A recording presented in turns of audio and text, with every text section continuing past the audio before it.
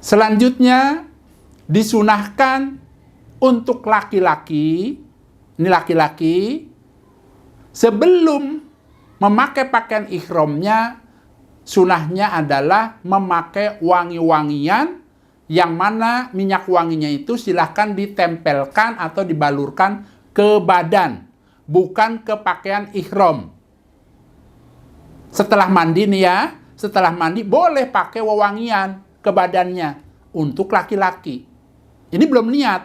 Ya, kita bicara mandi dulu. Sebagaimana yang dilakukan oleh Nabi. Boleh seperti itu. Yang tidak boleh itu adalah membalurkan wangi-wanginya ke pakaian ihram. Itu tidak boleh, baik itu pakaian laki-laki maupun pakaian wanita. Tidak boleh, walaupun belum niat ihram. Nah, setelah mandi janabat sudah, pakai pakaian ihram sudah, Abah ingatkan, ingat, laki-laki pakaian ihramnya hanya 2 helai kain. Adapun umpamanya dari Madinah, dari hotelnya, Abah saya boleh tidak, kan belum niat ihram, pakai celana dalam dulu, boleh. Nanti pada saat datang ke mikot supaya dilepas, karena akan niat ihram. Ini untuk laki-laki ya, umpamanya masih ingin pakai celana dalam masih dibolehkan. Asalkan nanti pada saat akan niat ihram supaya dilepas. Baik, kita lanjut. Ya. Dijelaskan dalam hadis Tirmidzi, Nabi itu pada saat berada di mikot, Nabi sholat 2 rakaat. Mengenai bacaannya, ya, itu bebas. Dalam artian, rakaat pertama membaca apa? Al-Fatihah, kemudian dilanjutkan dengan surat yang Bapak Ibu hafal. Ya, surat-surat pendek boleh. Nah, begitu juga rakaat keduanya boleh. Ya, baca Al-Fatihah, kemudian membaca surat yang Bapak Ibu hafal.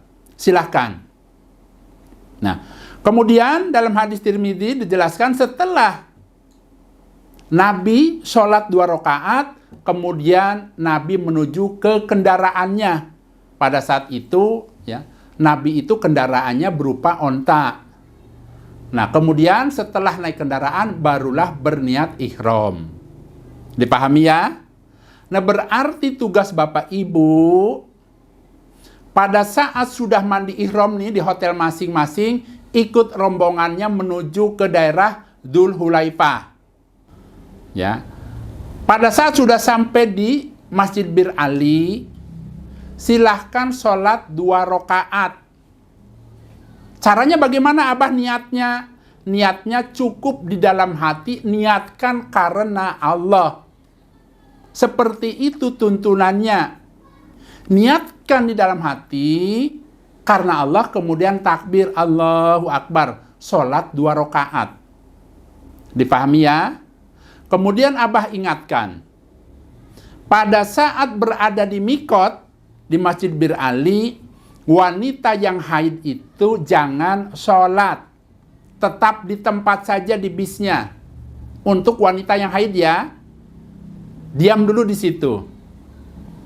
Nah, kemudian, kalau sudah sholat 2 rakaat di Masjid Bir Ali, silakan Bapak Ibu naik ke kendaraannya, ke bisnya. Kalau sudah sampai di bis, silahkan Bapak Ibu sebelum berangkat bisnya berniat, niat ihram untuk umroh. Bagaimana caranya Abah niatnya? Apakah ada bacaan-bacaan bagaimana? Abah akan jelaskan.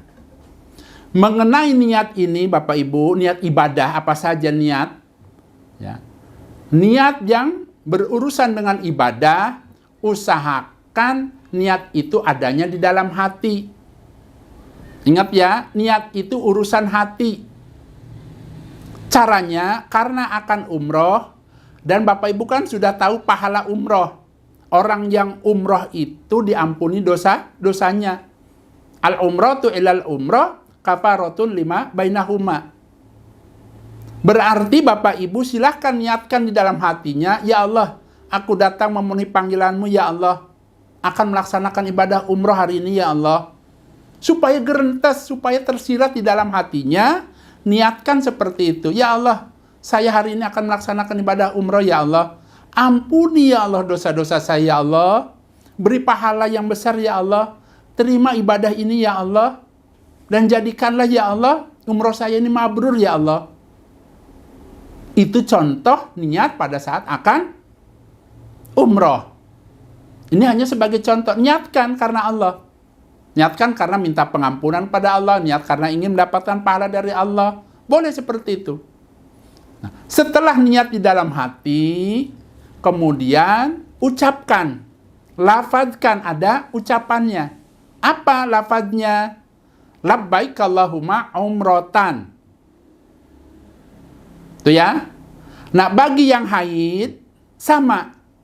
Tadi ingat ya, orang yang umroh, tapi dalam keadaan haid nih, wanita haid, silahkan melaksanakan tadi berniat di mikot, tetapi jangan sholat di mikotnya, jangan. Itu saja.